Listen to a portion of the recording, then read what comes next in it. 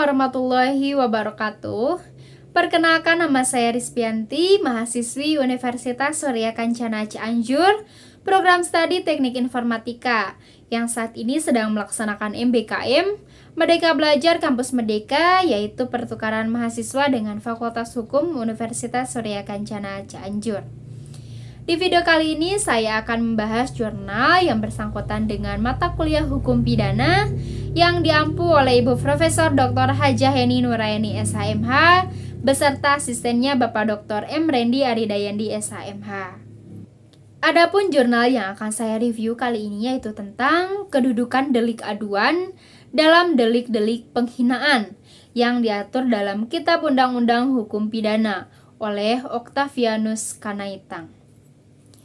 Yang pertama yaitu ada pengaturan delik-delik penghinaan yang terdapat dalam KUHP serta kedudukan delik aduan dalam delik-delik penghinaan yang terdapat dalam KUHP.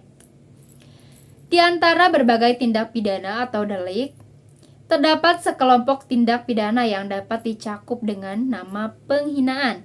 Tindak-tindak pidana ini sebagian besar ditempatkan dalam buku kedua, yaitu tentang kejahatan bab 16 yang berjudul Bleeding. Beberapa tindak pidana yang diatur dalam bab 16 KUHP adalah yang pertama yaitu tentang pencemaran, dapat dilihat dari rumusan pasal 310 ayat 1 KUHP, yaitu barang siapa dengan sengaja menyerang kehormatan atau nama baik seseorang dengan menuduhkan sesuatu hal yang maksudnya terang supaya hal itu diketahui umum. Pencemaran terdapat dalam pasal 310 ayat 1 dan pencemaran tertulis yang terdapat dalam pasal 310 ayat 2 KUHP.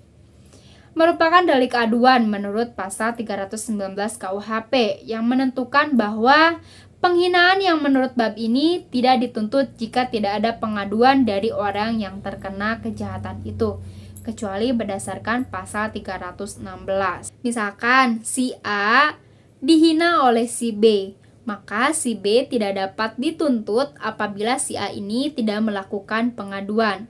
Jadi intinya si B akan dituntut jika si A ini melakukan pengaduan.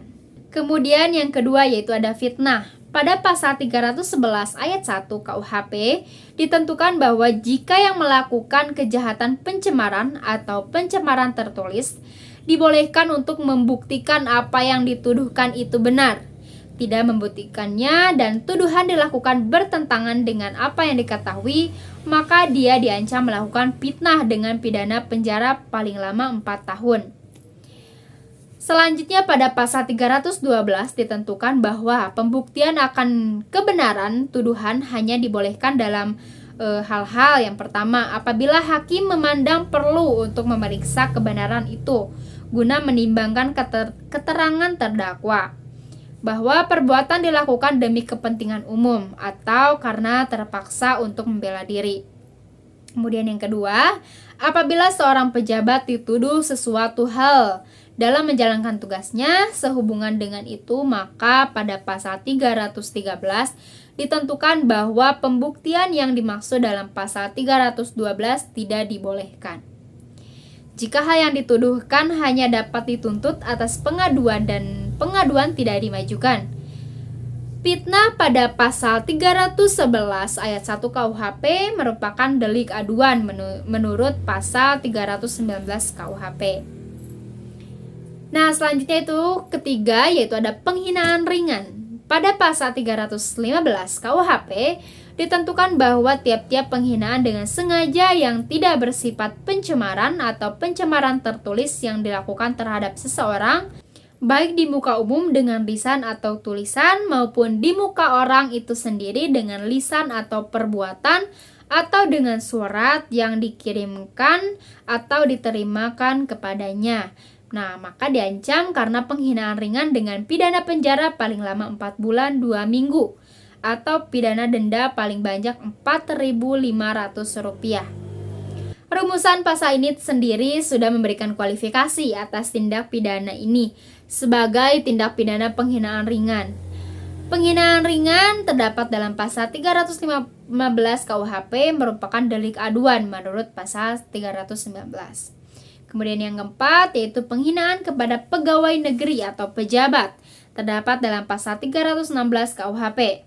Di pasal ini menentukan bahwa pidana yang ditentukan dalam pasal-pasal sebelumnya dalam bab ini dapat ditambah dengan sepertiga jika yang dihina adalah seorang pejabat pada waktu atau karena menjalankan tugasnya yang sah.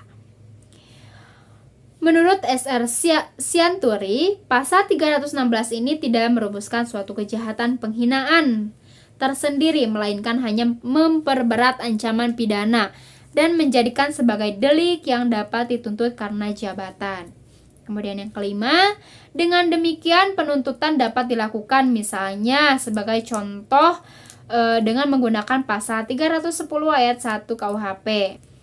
Pasal ini menentukan bahwa pidana yang ditentukan dalam pasal-pasal sebelumnya dalam bab ini dapat ditambah dengan sepertiga jika yang dihina adalah seorang pejabat pada waktu atau karena menjalankan tugasnya yang sah.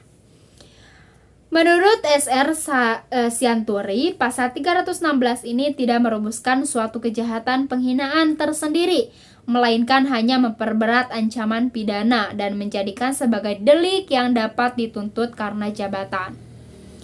Dengan demikian, penuntutan dapat dilakukan misalnya sebagai contoh dengan menggunakan pasal 310 ayat 1 KUHP dihubungkan dengan junto pasal 316 KUHP. Penghinaan kepada pegawai negeri terdapat dalam pasal 316 KUHP bukan merupakan delik aduan, melainkan delik biasa karena menurut pasal 319 KUHP yang dikecualikan adalah pasal 316 KUHP. Berarti yang diatur dalam pasal 316 KUHP itu bukan delik aduan. Kemudian yang kelima ada penghinaan terhadap presiden atau wakil presiden. Terdapat dalam pasal 134 dan pasal 137 KUHP. Di luar dari bab 16 dalam buku 2 KUHP ini, delik-delik penghinaan juga dapat ditemukan dalam bab 2 dari buku 2 tentang kejahatan-kejahatan terhadap martabat presiden dan wakil presiden, yaitu dalam rumusan pasal 134 dan pasal 137.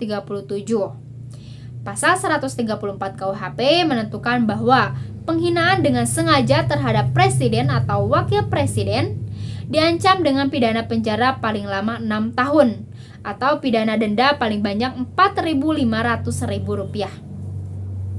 Sedangkan dalam pasal 317 ayat 1 KUHP ditentukan bahwa barang siapa menyiarkan, mempertunjukkan atau menempelkan di muka umum tulisan atau lukisan yang berisi penghinaan terhadap presiden atau wakil presiden dengan maksud upaya isi penghinaan diketahui atau lebih diketahui oleh umum, diancam dengan pidana penjara paling lama 1 tahun 4 bulan atau pidana denda paling banyak Rp4.500.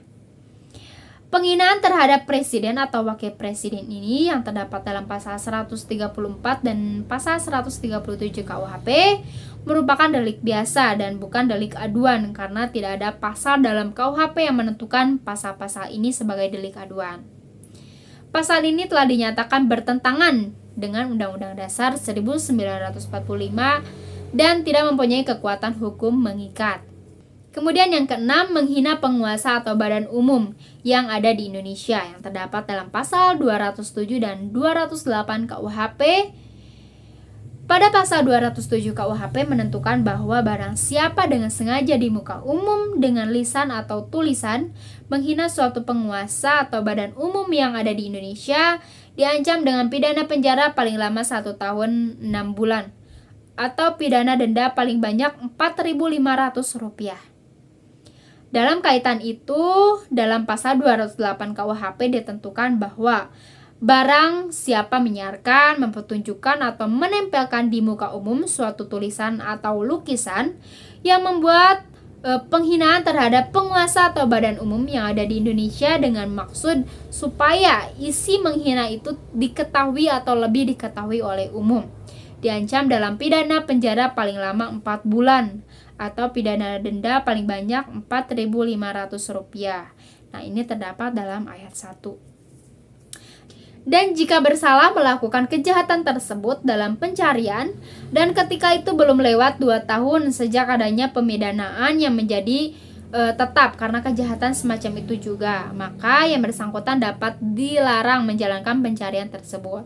Ini terdapat dalam ayat 2. Menghina penguasa atau badan umum yang ada di Indonesia yang terdapat dalam pasal 207 dan 208 KUHP merupakan delik biasa dan bukan delik aduan karena tidak ada pasal dalam KUHP yang menentukan pasal-pasal ini sebagai delik aduan. Tetapi Mahkamah Konstitusi dalam putusan 013/022/PUU 4/2006 yang berkenaan dengan pasal 134 dan pasal 137 KUHP, sekalipun dalam amar putusan tidak menyebutkan pasal 207 dan pasal 208 KUHP, tetapi dalam memberikan pertimbangan ada memberi arahan agar di masa mendatang delik seperti yang dirumuskan dalam pasal 207 dan pasal 208 KUHP dijadikan sebagai delik aduan. Mungkin itu saja yang bisa saya sampaikan. Mohon maaf bila ada kesalahan dalam penyampaian. Terima kasih. Wabillahi taufiq wal hidayah. Wassalamualaikum warahmatullahi wabarakatuh.